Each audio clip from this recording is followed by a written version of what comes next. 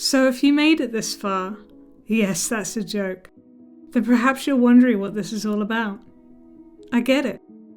In today's world, having super narrow niches empowered by AI to foster resonance within a fraction of a second before the viewer swipes away is what we've become accustomed to, right? But does it really serve us? I tried fragmenting my multi-passionate life into countless profiles spread across multiple platforms, only to feel spread thin and limited in what I could share within the splintered boundaries of each brand. I was no longer whole. Add to this the fast pace of the average attention span. It forced me to compress my preferred long-form expression into a few precious seconds, which left me feeling inauthentic and self-censored. My creativity was no longer whole. And when you consider the demands of the algorithms, requiring you to constantly pump out these little digestible snippets that people can quickly scroll by in the vain hope of discoverability, then no wonder I turned to AI to keep up. My voice was no longer whole. I did all this for years, and it brought me to a conclusion. Working like this just isn't me. We shall not cease from exploration, and the end of all our exploring will be to arrive where we started and know the place for the first time. T.S. Eliot. When I selected my YouTube channel name, I picked my name for a reason. I already knew back in 2020 that as a creative person, my interests and passions would evolve, and what I wanted to share would too. I didn't want to pick a channel name that would become obsolete if I changed course, so I picked my name rather than the project title. For those who have been with me from the beginning, you will know this channel has gone through some revisions. At first, it was a place to share my music, before I got sucked into Instagram and got lost in the algorithm for a few years. I've since decided to unplug from it. Then I decided to rebrand and make this a place where I shared my Tarot by Thea content. That stuck for a while, until I realized that I wasn't really adding anything to the collective with my readings that were so tied to specific astrological transits that they quickly became out of date. I also had this growing feeling that tarot was in a bubble. I felt that people would eventually start gravitating towards cultivating their own inner wisdom rather than outsourcing their knowledge and getting hooked on entertaining readings.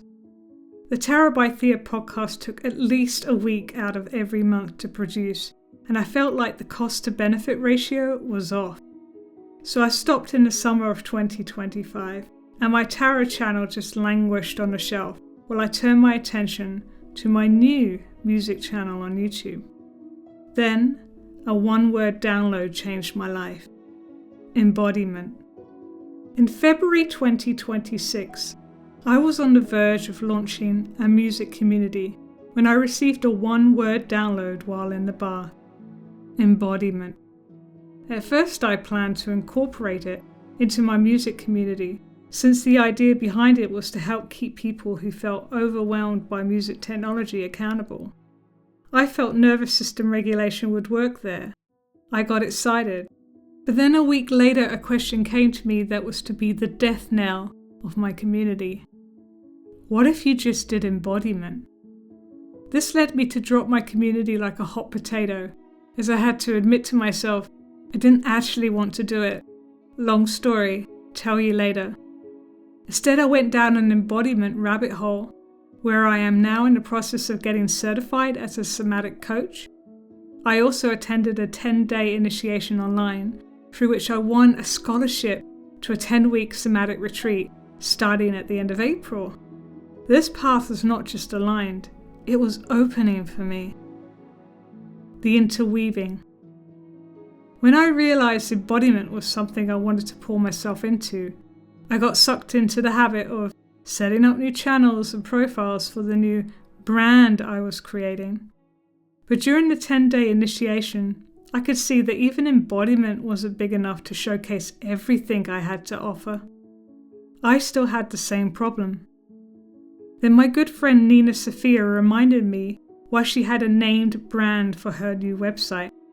That way, no matter what you do, it can always have a home with you. I found myself back where I started, but I knew myself a whole lot better. So I've decided to expand this channel into an umbrella personal brand to get all businessy on you for a moment. For now, the core of my work will focus on embodiment, but I'll be weaving in music and contemplations on life and spirituality where appropriate. Basically, this is a one-stop shop for everything me. But there is still a common thread running through it all, whether through channeled somatic practices, a cathartic release through song, or reflecting on the deeper spiritual rhythms of life. The goal is the same: alignment. By sharing my experiences, I hope it sparks something within you that leads you further back to yourself. Knowing I did that for someone would certainly make me feel whole.